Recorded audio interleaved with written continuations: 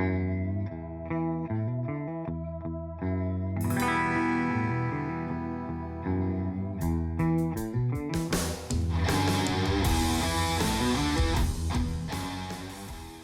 this is Nick Freitas with Making the Argument. We want to thank you for joining us. Special on-location interview today with a guy that you need to know. And if you haven't checked out his channel, you're going to as soon as you're done listening to this one. But I'm here with Rob Montz from Good Kid Productions. And we're going to get into the bottom of why he's doing, what his own background is. But I want to do a quick plug for two of the videos that I saw. The first one I got introduced to was this From Incel to Icon. And if you don't know what an incel is, don't feel bad, most people don't, but look it up. It basically says from being an impotent to being an icon. It's the story of Ulysses S. Grant and its 5 principles. And Rob, you walk us through this story of Ulysses S. Grant's life, and it was really interesting. And I get done watching this, I'm like, that's really cool. I wonder what other videos Good Kid Productions has. And I see the real story behind Kanye West's presidential run. So we went from Ulysses S. Grant and how to basically be a man and overcome problems and here's what shocked me about it. I was equally interested throughout watching both of these videos because there was, the principles rang true through the stories that you were telling. And again, one of them was kind of more this historic narrative through the Civil War. One was a lot more pop culture, but you came in with some insights that I'd never considered. So here's what I want to get into both of those. But before we get into that, where do you come from, man? How did this start? Yeah. I'm just a Southern California kid with a dream. What can I say? something. Rapidly approaching 40 years old. I got the dad pudge. Come on now. Been described as a micro-influencer. What else do you need? I run a video production shop here in Richmond. We just moved here in January. Mm-hmm. We spent 15 years up in the Beltway. I moved to Washington, D.C. 2 weeks after I graduated from college. I had a degree in philosophy. Mm-hmm. I had a extreme sense of self-worth, mm-hmm. and was completely devoid of any marketable skills. So my 20s were a little rough, man. You mean that degree in philosophy didn't set you up for No one ever asked to read my thesis, bro. I'm still shocked by it. 20s were a rough, anxiety-drenched patch in which I was attempting to carve out some meaning for myself. Because it turns out that the formal institutions of education in this country basically act as if adult life doesn't exist. Mm. And you're mostly just trained to please adults and do homework assignments. Yeah. I'd always had this inkling to do documentary film. Okay. Now, why is that? Whatever. Reality's infinitely fascinating. Okay. So that'd be cool to be able to make money just satiating my curiosity. Yeah. Right? Yeah. And I like beautiful things, and I like cool ideas. Yeah. And documentary is a good medium to combine those, I guess. So what was the first work you were doing right out of, so before you could actually get into, doing everything you really wanted to do, what was some of the first work you were doing right out of school with your degree in philosophy? What everyone does who's over-credentialed, indiscriminately ambitious, mm-hmm. meaning I want the world to affirm me, but I don't actually know what I want to contribute to the world to make my self-worth affirming. Yeah. So over-credentialed, aimlessly ambitious. I did what everybody does once they move to Washington, D.C., which is get into corporate communications. using some of my ability to weave together words to advance various causes of questionable morality, maybe. And then I left a job there to work at a communications shop where I primarily did op-ed writing. Okay. So my background is mostly in being trained in the intellectual crucible, which is op-ed pages for top 50 newspapers. Mm-hmm. So I would say from a craftsmanship standpoint, a lot of my ability, I think, insofar as I have it to condense sophisticated ideas into punchy language comes from that training in my late 20s, okay. which is trying to write op-eds that the Wall Street Journal will publish. So in under 800 words, earn our attention and then make a compelling argument, which is kind of what I do now, but just in in a medium that's better suited for my interests.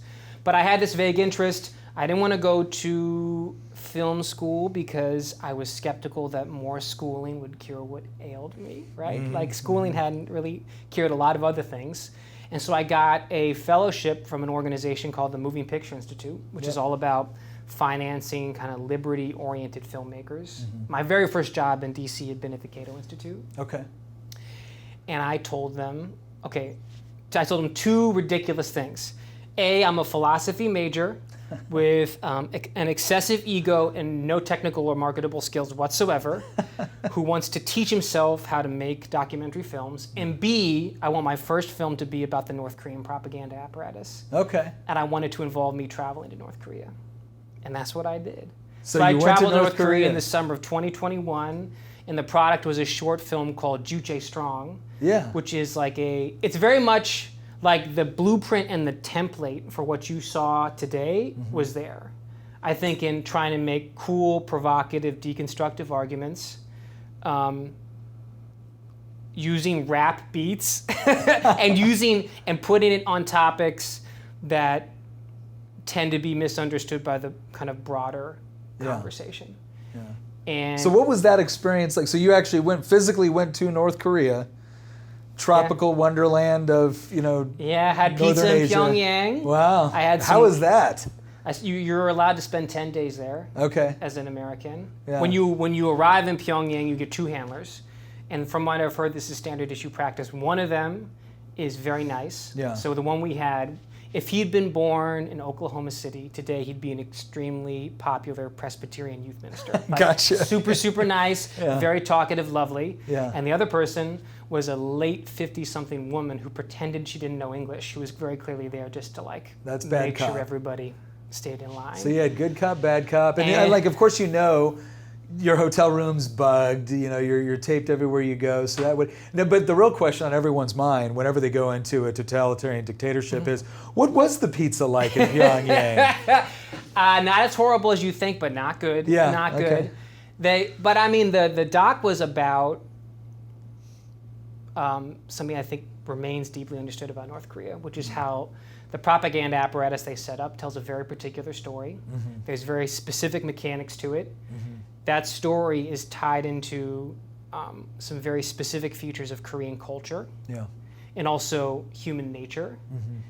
And part of the reason this country has spent the last 30 years defying the Western world's predictions that it was about to collapse is because of that propaganda apparatus, because the Pyongyang regime feeds its people a story that is good at keeping them loyal. It's not the only reason. It's not the only reason. They do have labor camps there, right? I mean, There's definitely a stick to go with the propaganda. But I mean, one of the more fascinating features, like Pyongyang has fewer cops per person than Chicago does. Yeah. So a lot of the enforcement is done by citizens. Well, let me ask you something on this, because we were, earlier before we started the show, we were talking about Theodore Dalrymple. And Dalrymple has a quote where he kind of equates propaganda with political correctness. And the way he does the quote, I'm going to butcher it, but it's close enough. He basically says the more he studied Soviet propaganda, the more he came to the realization that it was not meant to inform, it was meant to intimidate or humiliate. And therefore, the less it corresponded with reality, the more effective it was. And what his conclusion was is that if you can get someone to first ignore and then later repeat things that they know are obvious lies, because you make them a party of evil, and he said, a country of emasculated liars is easy to control. Right.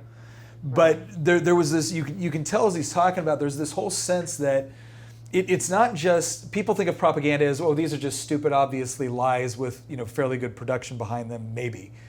When in reality, it's like, no, you're creating a culture around an idea for which denying that idea comes with very, very real social, professional, economic consequences. Yeah. And buying into the ideal comes with reward. And I don't know if you want to call it the, I love Big Brother or whatnot, but it's so much more complex than just a simple, oh, how can people believe something so absurd? Yeah, the point is, we don't want to make you say 2 + 2 = 5 because we want you to believe 2 + 2 is 5. Yeah. We want to know we can get you to say 2 + 2 is 5, Yeah. right? Yeah. I don't know. I mean, I think that's a more accurate description of the mechanics of elite media in America in 2021 than it is of North Korea. Really? I mean, I don't know where we want to go. I think 2021, they're like, it's like everyone is telling you Robin DiAngelo and white fragility analysis is a work of moral genius. Yeah. America is an institutionally racist place. It's still white supremacist. It's a patriarchy. Police are regularly slaughtering unarmed youths all the time just for fun. Yeah. And you're told to just say that and endorse that. And a lot of it does feel like we're going to make you say 2 + 2 is 5. We don't care what your facts are. Yeah. The North Korean, I don't think it's as, there's part of it, but part of it is also because they tell a story that's very well constructed and well engineered. You know, there's they tap into Confucian culture, which is about the kind of holy patriarch of the family. Yeah. And they basically fuse that with Soviet collectivism. But they've made a point, particularly over the last 20 years, to steadily excise any Soviet iconography from basically all of their formal propaganda products, right? Well, and Juche, I mean, obviously it's really hard to nail that down, but I mean, it's really rooted in the idea of self-reliance as a nation, and you can kind of sympathize with where they're coming from. I mean, if you were North Korea at that time, or really just the Korean, between World War II, Japanese the Korean War, imperialism. Japanese imperialism, everything that was going on, there is a sense of, I would think, pride in this idea of, hey, self-reliance, we don't need anybody else, we don't have to depend on anybody else, and we're going to, you know, our own hard work and labor and cooperation and dedication to this philosophy is going to see us through. And the only thing that will, you know, destroy us as a people is if we don't adhere to this philosophy. And so questioning anything that is put out is not merely, you know, a simple debate about the amount of rice that was grown in a particular year. I mean, it seems like so much of their culture, so much of the North Korean propaganda is built around creating that sort of culture where it's not just, you know, dependence, but I mean, I don't know, is it a feeling of belonging to the state? Or? Yeah, I mean, also there's an element of we don't want the pure Korean bloodline to be polluted by Yankee imperialist rapists. There's like the idea of sexual predation of American and to a lesser extent Japanese soldiers has always been very prominent in the propaganda that they do. Oh, wow. And like that, it's like even if you go to South Korea, which is a flourishing capitalist metropolitan country, if people think that racism is bad in America, they should go into a South Korean boardroom, right? It's like ultra racist, and it's not just racist against white people. It's like racist against other Asians, right? It's like we have reasons to hate the Japanese and the Chinese. So this idea of Korean nationalism and xenophobia is like deeply, deeply woven into the cultural fabric of the peninsula. So that, in combination with sort of a Confucian conception of the state, melded with like a collectivist communist kind of political economic structure, and then you place that within the Grand War narrative. And again, this is not a hot take to say that Grand War narratives can be deeply inspiring for the Homo sapien, right? And that it's perpetual conflict with the invaders. Like that little cocktail has, like, the proof is in the pudding, man. Like so I went there in 2012. My trip got pushed back 6 months because the month I was first supposed to go out there is when Kim Jong-il died. Right? Oh my gosh. And we got to see what happened right then after Jong-il dies is exactly what happened when Il-sung died, when his dad died, which is everybody in the intelligentsia predicting that the regime was about to collapse. It's like, how could they possibly do without their formative anchor personality? It's like, who's Kim Jong-un? This is like some dork who used to worship Michael Jordan at some Swedish boarding school. He's like some tubby weirdo who just loves lobster and Air Jordans. Like, how is he possibly going to run the state? Like this, it's over for them. Same things same things were happening 20 years ago, where they were saying that Kim Jong-il was like mentally handicapped and retarded, and there was no way that he could take over for his dad, who was like the true formative personality of Korea. Same things. proven 100% wrong, right? Wow. And there's never any, I mean, this is kind of standard issue now. Yeah. There's never any accountability. There's never any soul searching. Like, why is it that we're getting this country so wrong? Yeah. And I think an essential element is like the Korean mechanics. So anyway, that's the first doc that I did. Yeah. I'm very proud of it. I mean, it took me 2 years when I was working a full-time job to make it. Wow. It's a technical embarrassment now. I mean, I shot it with the camera that's probably a third as powerful as the camera we're shooting this podcast with. Yeah. I didn't know anything about sound. Yeah. But like the essence of the swag and the style that I continue to try to infuse my work with is all there. So you got that you got that documentary under your belt. You've got one now. You did it. And let's face it, it's not like you picked your first documentary on bees, right? Like you picked North Korea, which, hey, kudos. I've been to Korea. I've never been to North Korea. Yeah. Did you go to the DMZ? No, I didn't actually. But I was there. I was actually there with Army Special Forces when I was still in the service. Yeah. And I was training Korean Special Missions Group. I was training the South Korean Special Operations guys. But so you get that done. So how does that documentary is there there and then there's a hiatus, or do you immediately go right into that gets me hired at Reason. Okay. So that's where Reason magazine, which is it's a libertarian news magazine, started in the 70s, but they were very early to YouTube. Yeah. They started with the help of Drew Carey of all people. In like 2009, they started a YouTube channel. Yeah. And they, at the time that I started working there, had a couple 100,000 subscribers. Yeah. And so I spent a year there doing deep dives into equally morally repellent features of existence, like the DC streetcar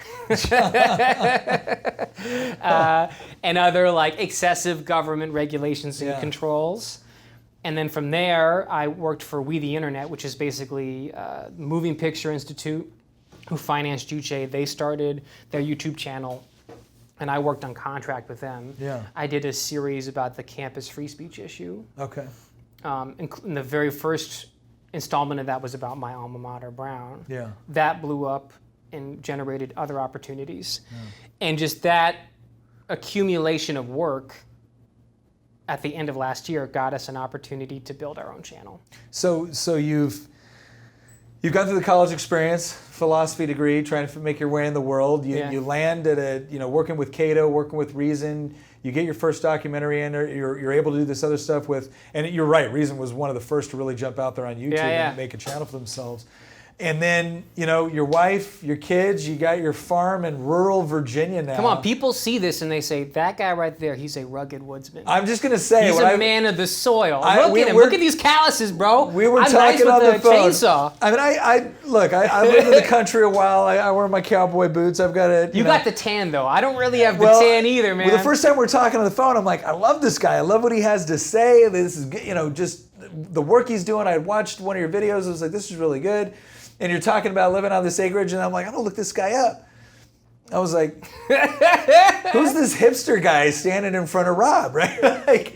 Because that was the first. But come on, man. But that's what one of the things I find intriguing about the work. Again, the work that you did is I was watching. Again, like I said, I never expected in 1,000 years to go to the same YouTube channel and find an equally compelling video on Ulysses S. Grant and Kanye West. Both great men. Right? I did not expect that.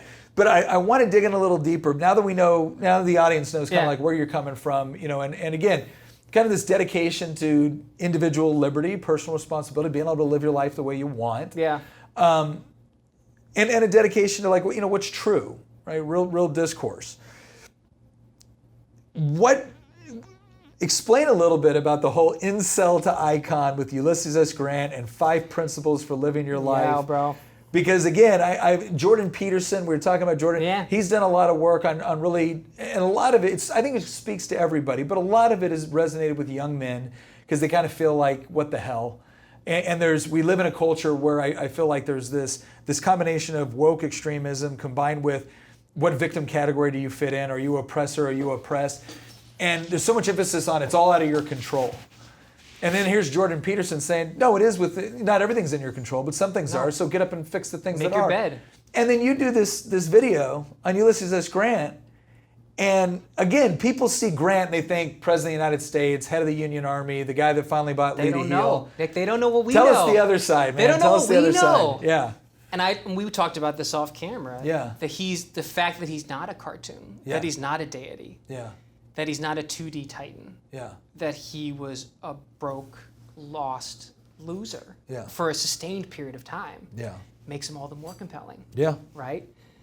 So, I mean, when I'm in the initial phases of these docs, I mean, so I'm not sure this is, I've been obsessed with him since reading the Ron Chernow book about him, which is like the definitive, it's 900 pages, it's about Grant, and it's a total page turner. It's incredible. Yeah. And you learn about his his story arc. Yeah. Right?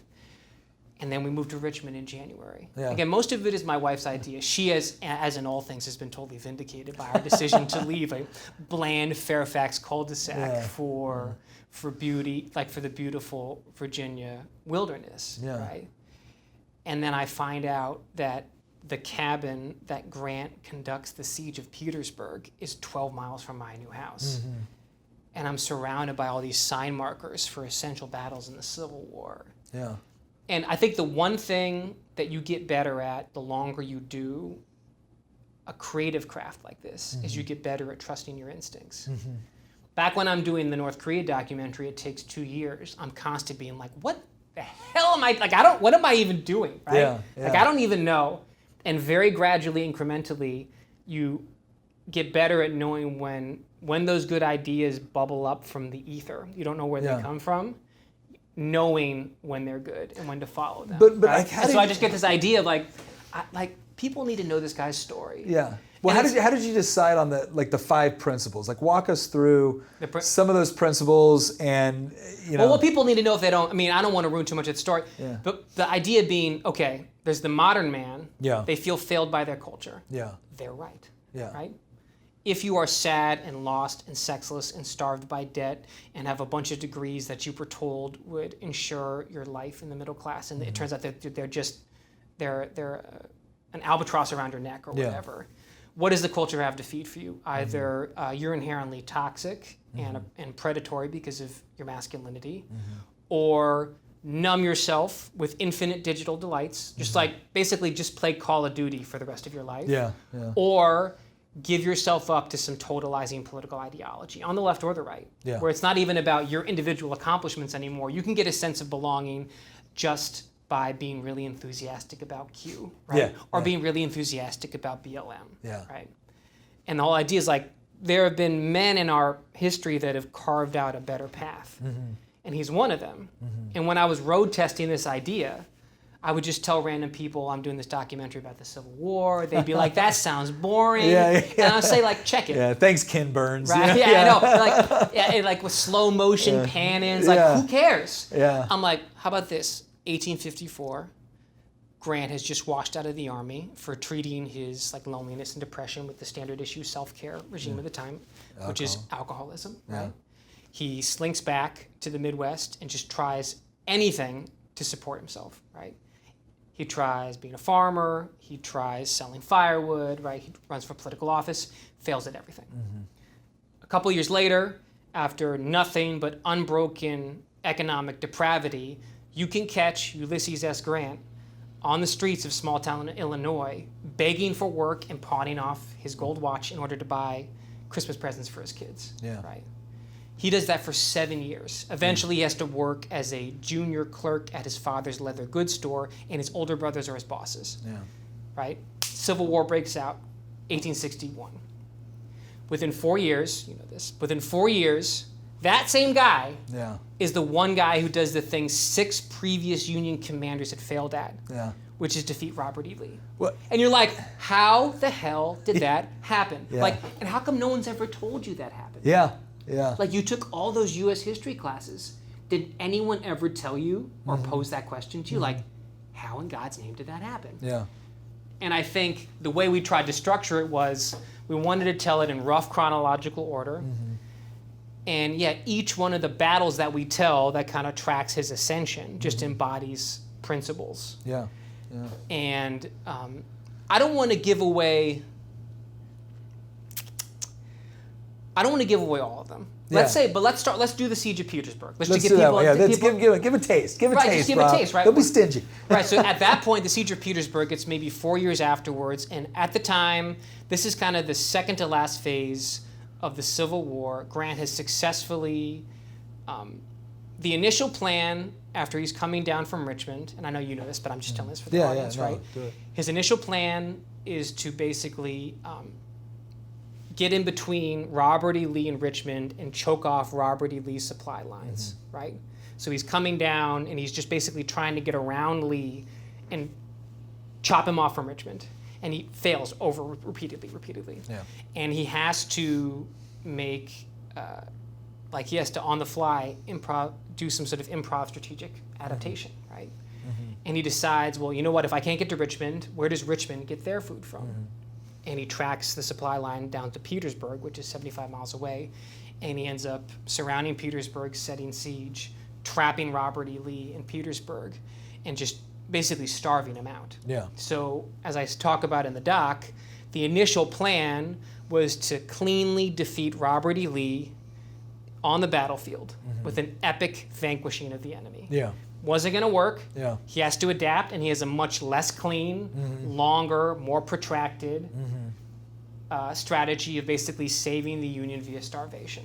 Yeah. And part of the reason that Grant was able to do that and adapt in a way that his predecessors weren't is that he was totally egoless. Yeah. Right? Yeah. He doesn't need there to be an epic victory in order to substantiate his self-conception as a military genius. Yeah. Yeah. Multiple predecessors of his did have that ego, right? Oh, yeah. We talk about George McClellan, but there's other examples as well where they just absolutely refused to adapt because adapting would mean tossing aside this fantastical story they're telling themselves about themselves, right? Yeah. But Grant has killed the ego. Yeah. He's an egoless, empty vessel of adaptation, and he's able to change and maneuver and act fearlessly as a result, right? And the in case you're wondering, killing the ego is one of the 5 principles. So kill the ego, right? Yeah. But that's supposed to be like that is a very specific and we tie it into some ancient Stoic principles, right? You know, there are this is where the philosophy major comes this is where people have been talking about this for millennia much more eloquently than I can. Yeah. But that particular piece of advice runs counter to basically all currents in modern American culture, right? Yeah. Where everything is about the celebration of the ego, and that if you feel sad or anxious or listless or aimless, it's just because you have been insufficiently affirmed. Yeah. It's because you don't believe in yourself enough. Yeah. And you need to be more aggressive on social media requesting affirmation. And if you just get enough likes and shares, you'll finally not be depressed. Yeah. And that is a flawed conception of human flourishing. Yeah. Yeah. And there's ego in action too. That people that are sad can still suffer from a narcissism where they don't want to actually try anything because it means that they might not prove to be as smart as they thought they were, at least on the first try, right? Yeah. Yeah. They might have to risk failure, right? And risking failure would mean potentially putting this self-conception at risk. And it's amazing because I think that's right. And I remember when I was growing up, because I was growing up right after, it was probably during when they were pushing the whole self-esteem thing, right? Self-esteem is really important. And I grew up with parents who were like, yeah, if you want good self-esteem, you should probably do something, worthy of having good self-esteem. Right, earn it. Yeah, earn it, right? And I'll never forget, then becoming a parent, and the first time I take my kids, to their soccer game, and all the little parents are there, and kids are asking like, well, what's the score? Who's winning? Oh, it doesn't matter. It doesn't matter who's winning as long as you're having a good time. And then there's my kid. My son walks up to me. He's like, "Hey, Daddy, did I do a good job?" "No, son, you didn't." and he looks at me and I said. He goes, "But Daddy, we won the game." I said, "Son, you were running around, you were picking up flowers, you really weren't paying attention, and you took 4 breaks. You pretty much showed up to this game for the orange slices."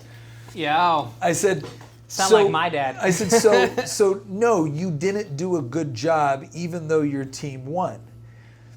And other parents are looking at me like, who is this horrible human being? But then it's like 2 games later, he's out there, he's running his butt off, he's working hard, and then he's frustrated, and he comes over, and I'm like, "What's wrong, buddy?" He goes, "Well, we lost." I said, "Yeah, and that's frustrating." I said, "But you actually went out there and did everything you could to win this game. I'm proud of you for that." I'm proud of you for working hard, for not letting yourself down and not letting your teammates down. And you just saw his whole conception change. And again, it's not like I set out with some sort of special intention here. It was the way I remember being raised, was this idea that, yeah, winning's important.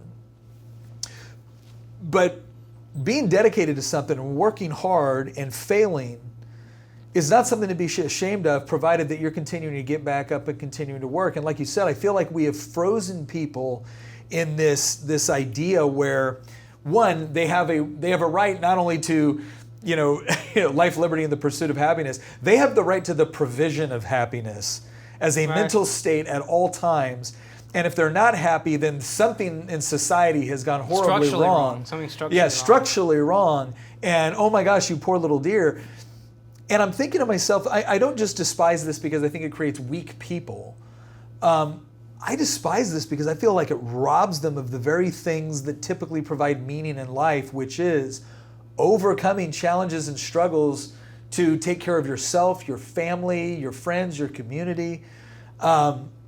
I think it's one of the things I loved so much about your 5 points in there. And again, I'm not going to go into the other 5 points. You want to see what they are? Incel to Icon, Good Kid Productions. As soon as you're done watching here, you go over there, we'll put the link YouTube, someplace. like and subscribe. But it does a great job. Some people might watch that and be like, my gosh, that's really hard. Yeah, that was the point. It was really hard, and this guy stood up, and you don't get to claim. You look at Grant's life, you don't get to claim it was because of privilege. You don't get to claim because he was born into some sort of special circumstance, and quite frankly, I don't care if he was. It was still incredible what he did.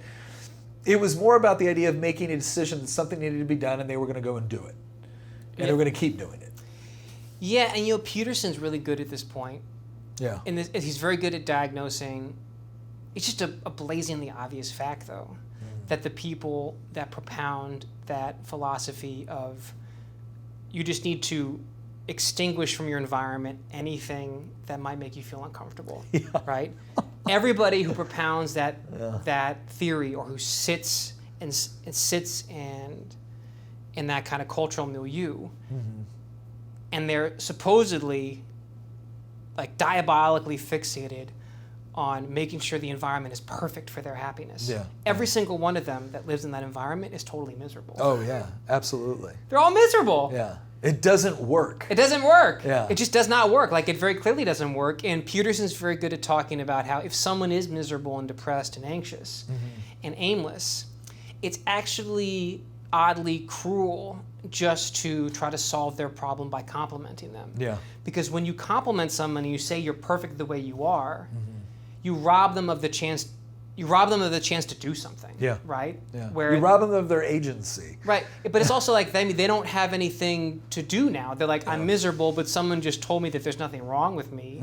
So I guess I just need to sit and soak in my misery until it magically dissipates. It's like, what?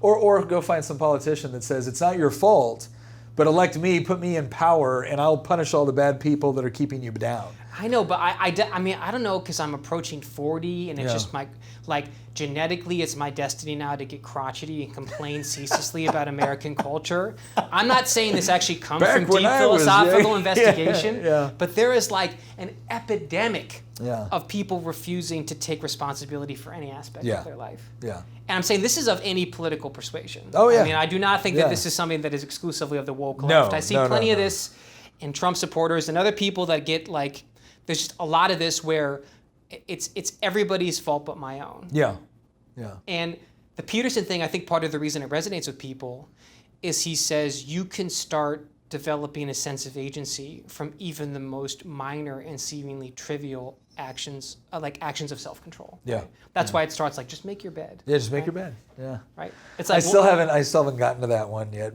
Come on, bro. That's the fifth principle. Yeah. Where he's and then you build from there. You build certain rhythms of self-authorship. Yeah. And it's a perpetual process, and it is remarkable how quickly people can be illuminated by that process, like enlivened by that process. Yeah. Well, and I think it's also interesting to see the pushback when people do purvey that philosophy of saying, look, you know, take responsibility and then take action. And then when people start to get that I mean, I think that God-given sense of, yeah, you were created to be productive. You were created to be creative. So go do those things. Yeah. And just because someone else has more, just because someone else has different talents, it's not about constantly comparing yourself to every other human being out there. It's about finding that thing. I mean, the reason why I love the concept of liberty is because it comes with personal responsibility.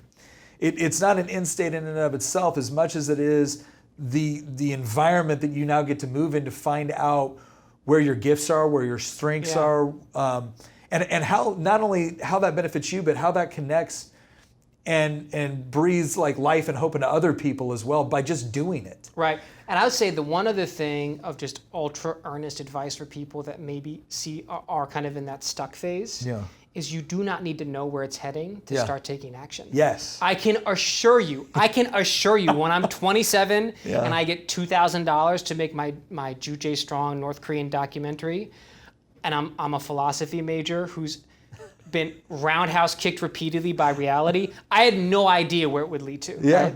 yeah. I did not predict 11 years from now I'm going to have my own channel and I'll be discussing Ulysses Grant and Kanye West with, like, State House representative. Like, you do not know. Yeah. It basically, like, just you should err on the side of taking action and be focused on process, not outcome. Right? It's like focus on the things you control on a daily basis. Yeah. And it's so simple. Yeah.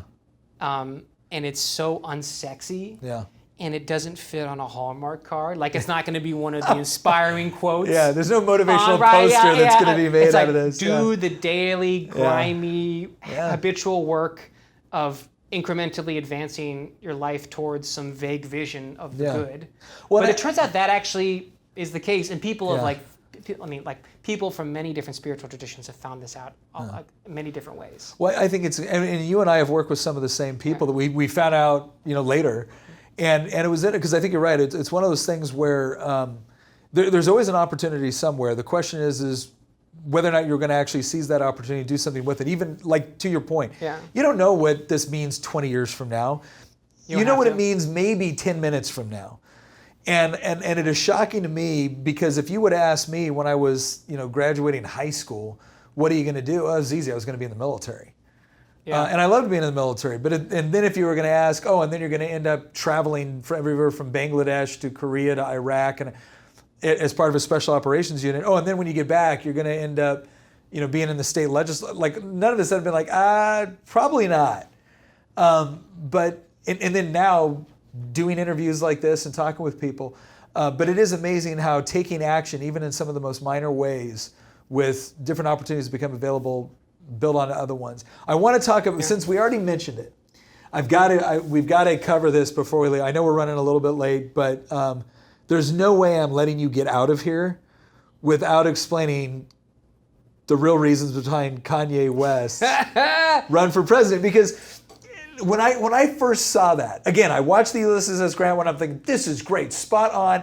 And I'm thinking to myself, I hope he does a lot of these. Like, I can't wait to see the one about, you wanted one about Sherman. I'm like, no, homie. I did not. I'm not. Oh. I live in Virginia. There's no way I'm asking for Good point. Yeah. But no, I'm like, I want to see the one that's, Frederick the Great, or the one that is, whatever, Shaka Zulu. Like, I can't wait to see That's the other. That's what I gave you. You just didn't know it when you. I can't wait to see the other historical figures that you're going to, use, and I love that. But then again, I come to this Kanye West one, and I'm thinking to myself, why would anybody analyze why Kanye West wanted to run for president? It's clearly because he's just a unhinged, egomaniacal narcissist. And again, I think, and I actually felt guilty for thinking that after I watched your video, because it's not that Hollywood is short on egomaniacal, narcissistic, people, but to not even take a moment and ask, why did he do this? I mean, it was really just to sell a record, because he was making a whole series of decisions where, if you really think about it, if he wanted to sell records, that was not the thing to do. Of course not. The associations he was making with Trump, that was not the thing to do. It was an enormously risky thing to do. Yeah, and it cost him nothing to go in a Black Lives Matter protest. It cost him nothing. So, like Jay-Z, Beyonce, it cost them nothing. So again, after I get done watching, I'm thinking to myself, My gosh, there was a lot of really good takeaways from this, and specifically the takeaway that you came up with, and I think you justified really well, was really interesting to me. But what possessed you to go from the siege of Petersburg to, hey, why'd this Kanye guy run for president? Come on, man. There's no father to the style at Good Kid Productions. Wherever the muse takes me. Come on, Nick. Wherever the muse takes me. That muse was high. Yeah, I know. Well, the last 12 months or so have really been just a complete shattering of even last shreds of faith I had in standard issue corporate media to cover anything. I just do not trust them. Yeah.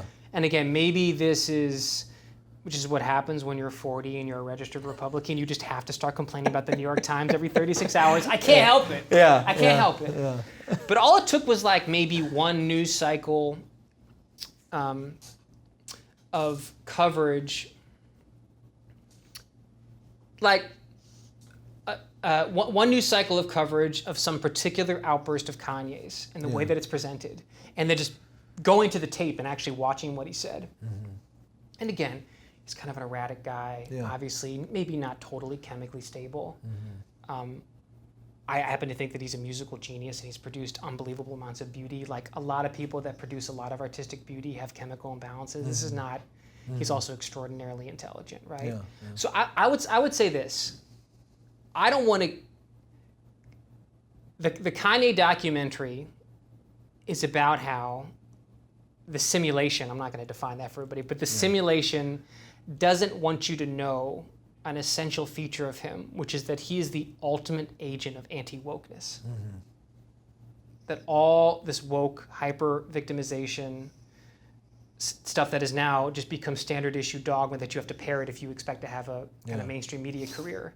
He represents an existential threat to all of that. Yeah. Because he has impeccable he has impeccable artistic rep.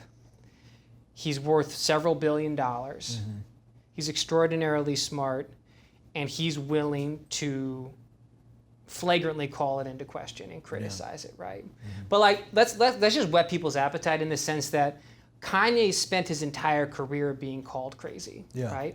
You just, again, if you go into his history when he was first starting his career, he's this dork he was a mama's boy. Yeah. He had adult braces. He spent his 9th grade year in China as an exchange student when his mom is a tenured academic. He didn't live, he had no street cred whatsoever. And he decides that he wants to be a rapper. He's a dork. He's probably mildly Asperger-y. And he spends the first couple years of his professional journey just being told by basically every major record label, you're absolutely insane for wanting to try to be a rapper. Mm-hmm. You're insane. Proves those people wrong. Yeah. After he establishes himself as a musician, he says that he wants to go into fashion. Mm-hmm. And he doesn't want to do cynical celebrity brand deals where he just puts his name on something, right? That he actually wants to design sneakers from top to bottom. And he ends up incinerating his commercial partnership with Nike because they won't give him creative freedom. And he signs with Adidas. Mm-hmm. And at the time, everyone's like, who in their right mind would leave the brand of Air Jordans to go try to design their own sneakers? He starts this company called Yeezy. It's a unicorn, meaning between, year 0 and year 5, it goes from a $0 valuation to a $1 billion valuation. And right now, Yeezy products, you can sell hoodies for $600 and they will sell out in 12 hours.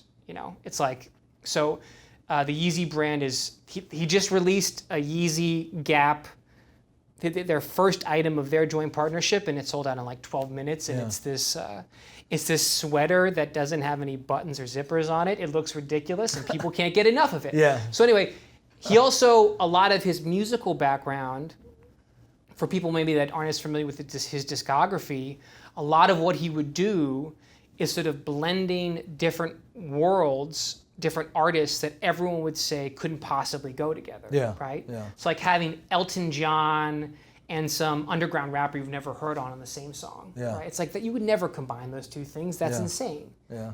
And every single time it resulted in transcendent aesthetic beauty, right? So the point is, Kanye's been called crazy his entire life. It wasn't new for him to be called crazy when he ran for president. Obviously, he didn't receive the ultimate vindication of winning the White House. I don't think that was ever the point, right? Yeah. But, I mean, he provided very clear articulations as to what was motivating him to run. Yeah. Those motivations represent a direct threat to the woke orthodoxy that is now being pumped into people 24 hours a day. And there's a reason that orthodoxy, that media conglomerate had a vested interest in him being marginalized as crazy. Yeah. And people need to watch the documentary if they're still skeptical. They do. Right? They Come on do. now, more great men. Oh no, they do. You won't regret it. Watching the whole documentary, the part that really sticks with me is when Kanye's sitting there going, "You're looking at a free man," and when you think about what the orthodoxy has tried to do to him, come on now, that really rings true. It's like, oh man, you are, and they don't like it. You are looking at a free man, and they don't like it. There is. Yeah, man. Yeah. And I mean, obviously I find him to be like just a deeply inspiring figure, and I attempt to emulate a lot of what he's done artistically. I think just in like the raw craftsmanship, what we're trying to do at Good Kid is trying to take different aesthetic elements you wouldn't think could go together and trying to blend them into a new beautiful whole, right? Yeah. Like, let's use like obscure 90s rap beats in my mini doc about Ulysses Grant. Like, why not? Who says you can't do it? Yeah. I mean, sometimes we try that in the editing suite and we look at it and we're like, oh, there's a reason people said not to do that because that looks horrible. But sometimes it's a more beautiful whole. Sometimes you're synthesizing new beauty that was just left on the table because everybody was confined by the orthodoxy. Well, it's just like a cook that's mixing in a new spice with a new dish that nobody thought was possible. And next thing you know, it tastes It's delicious, right? Yeah. But I would say the one last thing I want to say, just for, it won't be excessive, self-promotion for Good Kid, but the Kanye, and we have a bunch of awesome stuff coming out through the rest of the year, is those are basically the two prongs of our mission, which is the Kanye doc represents us trying to do like a muscular, provocative critique of woke orthodoxy. And then the Grant documentary is trying to articulate, well, what does the good life look like outside of ideological capture, right? So it's like the positive vision and the critique is what we're trying to do, and we're ever evolving. Well, look, I got to say, from what I've seen so far, I think you're doing an incredible job. And so here's what I'm going to tell you to do. Again, you're going to go to Good Kid Productions I know you guys are on YouTube. Know you're on Facebook. Where else are you guys at? I said goodkidproductions.com. Goodkidproductions.com. You can sign up everything, be on our newsletter. So here, and you guys, look, my whole audience has heard me talk about this before. I'm going to reiterate it again. And we talked a little bit about it with the whole idea of like there's a certain media mainstream and they've got a particular narrative that they're going to push, and we've already seen it, whether it's something like Kanye, whether it's something like woke culture, whether it's whatever it is, there's already a predetermined spin that you're being given. And you have people like Rob, like Good Kid Productions, that are stepping forward, and again, it's not like you're shoving something down anybody's throat. It's more of like, here's a different way to look at something. Here's some different perspectives. And one of the things you said that I really appreciate is that there's a critique, but there's also an answer. It's not just this sucks. It's this sucks, and you know what? This doesn't. This is good. This is beautiful. This is noble. And if you want more people that are actually willing to put in the time, that leave jobs and careers and what they had in order to do something that they think is valuable, that they think is necessary, and deserves a story that deserves to be told, they need support. And right now it's as easy as like, subscribe, share. It's that easy. So go to Good Kid Productions on YouTube, go to goodkidproductions.com, like, share, subscribe, put this out there, watch these videos, and then give us some feedback. When you come in here watching our show on Making the Argument, leave some comments for me, leave some comments for Rob, because again, I'm really excited about what they're doing. Like the moment a friend introduced us, I called real quick. He said, yeah, watch this movie on Grant. I said, okay, I'll get around to it. And for the next, I don't know how much time, I'm sitting there watching not only that, but all the other stuff he's got on his channel. It really is intriguing and compelling and hits from different perspectives. So Rob, thank you very much for joining us on Making the Argument. Thank you for having me. I can't imagine a better way to talk about my stuff, man. I appreciate it. I'm a decent hype man. If you ever need a hype man. That's good, man. That was good. I appreciate that. All right, I'm Nick Freitas with Making the Argument. Thank you very much for joining us, and we'll see you next episode.